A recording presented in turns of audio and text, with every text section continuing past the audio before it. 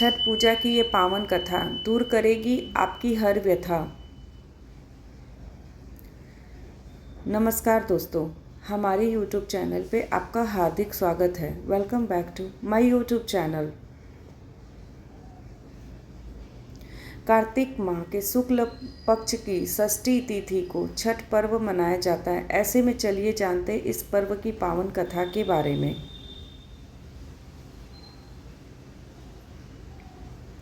इस दिन भगवान सूर्य और छठी माता की पूजा का विधान है। ऐसा माना जाता है कि छठ की पूजा तब तक पूर्ण नहीं होती जब तक इस पावन पर्व की कथा ना सुनी जाए। ऐसे में चलिए विस्तार से जानते छठ पूजा की पौराणिक व्रत कथा के बारे में। छठ पूजा व्रत कथा, प्रीवंत और मालिनी की कहानी।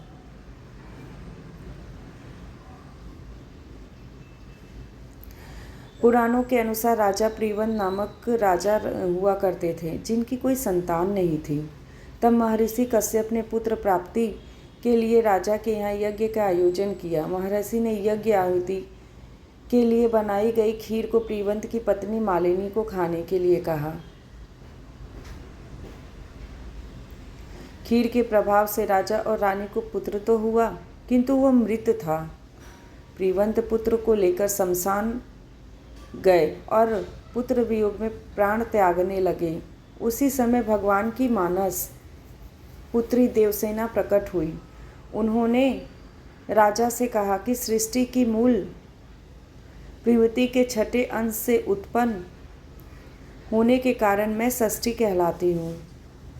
माता ने राजा को अपने पूजन का आदेश दिया और दूसरों को भी करने के लिए यह पूजन करने के लिए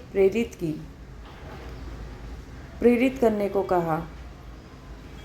राजा ने पुत्र इच्छा से देवी षष्ठी का व्रत किया और उन्हें शीघ्र ही पुत्र रत्न की प्राप्ति हुई।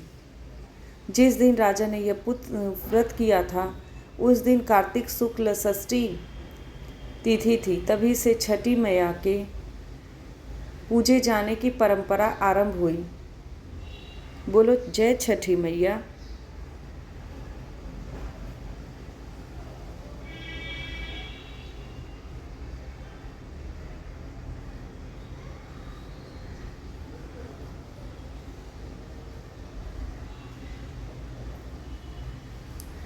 कर्ण ने की थी इसकी शुरुआत।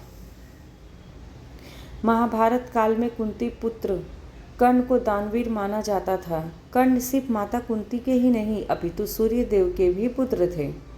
सूर्य देव की कर्ण पर विशेष कृपा थी।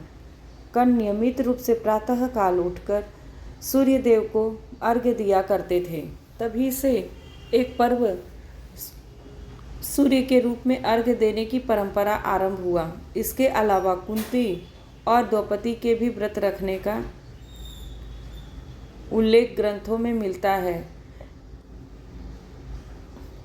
ऐसा कहा जाता है कि द्रौपदी के छठ पूजा करने के बाद ही पांडवों को उनका सारा हारा हुआ सारा राजपट वापस मिल गया। बोलो जय छठी मैया की।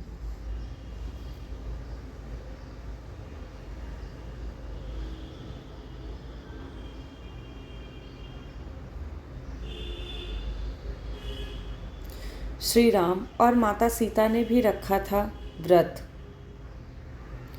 रामायण में ही छठ पूजा का वर्णन मिलता है। दरअसल भगवान राम सूर्यवंशी कुल के राजा थे और उनके आराध्य एवं कुल देवता सूर्यदेव ही थे। इसी कारण से राम राज्य की स्थापना से पूर्व भगवान राम ने माता सीता के कार्तिक शुक्ल षष्ठी के दिन ही छठ पूजा पर्व मनाते हुए भगवान सूर्य की पूजा विधि विधान से की थी।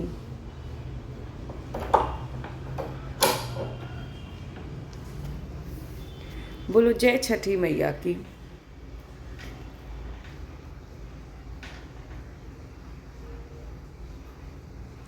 जय छठी मैया। इस आरती के बिना अधूरी है छठ माता की पूजा।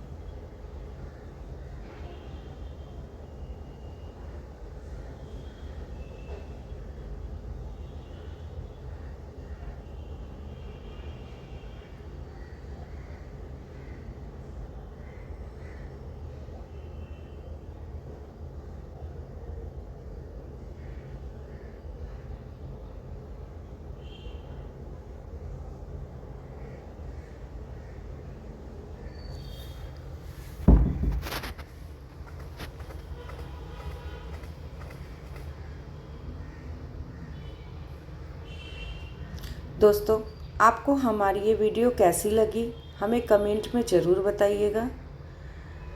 लाइक, सब्सक्राइब और शेयर करना ना भूलें। बोलो जय छठी मैया की। दोस्तों, आप ये वीडियो कहाँ से देख रहे हैं हमें कमेंट में बताइएगा। आप लोग छठ पूजा कैसे मनाते हैं ये भी बताइएगा। और अंत तक बने रहने के लिए आपका बहुत बहुत धन्यवाद।